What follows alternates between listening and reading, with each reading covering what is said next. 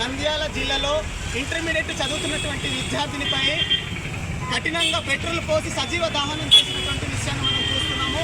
ఎవరైతే పెట్రోల్ పోసి సజీవ దహనం చేశారో ఆ వ్యక్తిని ప్రభుత్వం కానీ పోలీస్ డిపార్ట్మెంట్ కానీ కఠినంగా శిక్షించాలి.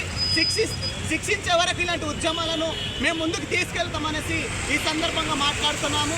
అదేవిధంగా అల్లూరు జిల్లాలో కూడా 7వ తరగతి చదువుతున్నటువంటి విద్యార్థినిపై అగత్యానికి పాల్పడినటువంటి అనుసింగ్ పటేల్ని వెంటనే కఠినమైనటువంటి శిక్ష తీసుకోవాలనేటువంటి విషయాన్ని తెలియజేస్తున్నాము. వెంటనే అనుసింగ్ పటేల్ని ఎస్సీ ఎస్టీ అట్రాసిటీ కేసు మీద నమోదు చేసి వెంటనే అతనికి జైలు శిక్ష చేయాలనేసి మేము పూర్తి స్థాయిలో ఎస్ఎఫ్ఐగా ఈరోజు డిమాండ్ చేస్తున్నాము.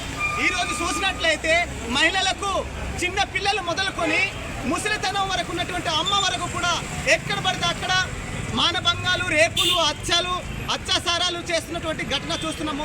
వెంటనే కేంద్ర రాష్ట్ర ప్రభుత్వాలు మహిళలపై పూర్తి స్థాయిలో రక్షణ భద్రత కల్పించాలి. రక్షణ భద్రత కల్పించేటువంటి చట్టాలను, హక్కులను వెంటనే మహిళలకు అమలు చేసే వరకు మేము ఎస్ఎఫ్ఐగా పోరాటం చేస్తామని ఈ సందర్భంగా రాష్ట్ర ప్రభుత్వానికి హెచ్చరిస్తున్నాం.